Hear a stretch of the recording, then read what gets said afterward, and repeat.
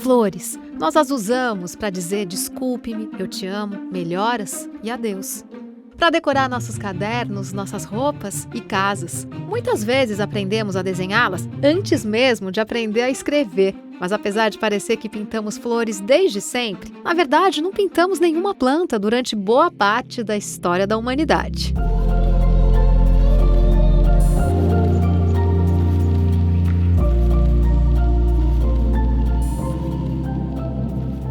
Foi o princípio da agricultura que inspirou pela primeira vez os seres humanos a representar plantas com ilustrações.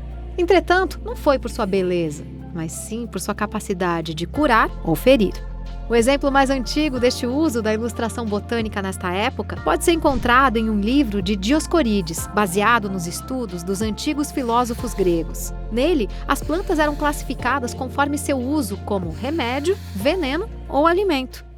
Somente no Renascimento que os artistas perceberam o potencial expressivo que a natureza oferecia. Artistas como Da Vinci fizeram com que suas pinturas religiosas fossem a desculpa perfeita para criar estudos que fossem tanto úteis quanto belos. À medida que os impérios cresciam na Europa, as plantas tornaram-se símbolos de poder e prestígio. Uma flor podia ser usada para mostrar a riqueza de alguém, da mesma forma que ouro e joias.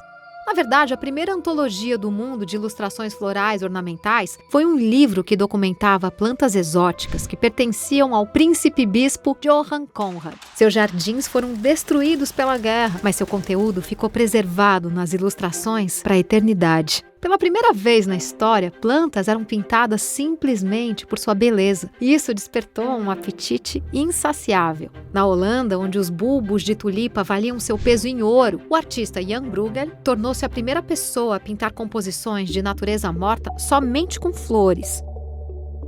Ao invés de serem usadas meramente como decoração, as flores eram as protagonistas de suas pinturas. Tanto que ele chegou ao ponto de viajar por todas as partes em busca de novas flores para seus buquês. Em seus arranjos, se assegurava de que as flores não estivessem se sobrepondo, para que todas pudessem ser apreciadas igualmente. Embora a mania das tulipas tenha acabado, o mundo continuou obcecado por plantas. Na França, reis ordenavam que os artistas pintassem um mundo natural. O resultado? Quase 7.000 pergaminhos foram pintados ao longo de 2 séculos, repletos de rosas, girassóis, lírios e flores de todos os tipos.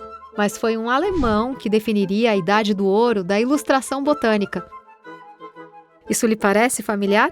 Provavelmente tenha visto este estilo de ilustração botânica em alguns de seus livros de ciências. O artista Gerald Ehret começou como jardineiro e aprendeu a pintar com os mestres franceses. Entretanto, foi Carl Linnaeus, o pai da taxonomia, quem mostrou a Ehret exatamente o que pintar. Ele desenvolveu um sistema em que informações científicas importantes eram pintadas junto com as suas principais ilustrações. Um estilo bem-sucedido que continua sendo usado até hoje. Mas plantas e flores na arte logo começariam a transcender as molduras de pinturas. No final do século XIX e início do XX, a Art Nouveau floresceu e tentou trazer a natureza de volta à vida moderna. Em um mundo rapidamente industrializado, a natureza e suas formas orgânicas tornaram-se tanto um consolo como inspiração para os artistas.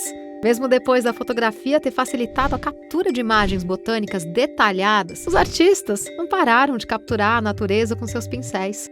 Para comprovar, basta ver ilustradores botânicos como Margaret Mee, que combinou arte com uma mensagem ambientalista ao documentar a flora da floresta amazônica como prova de um ecossistema ameaçado. Demoramos milênios para tentar capturar a beleza das plantas, mas depois que começamos, foi impossível parar. A ilustração botânica nos ensinou, nos avisou, nos encantou. E hoje em dia é uma forma crucial de ficar conectado a um mundo que pode desaparecer em breve.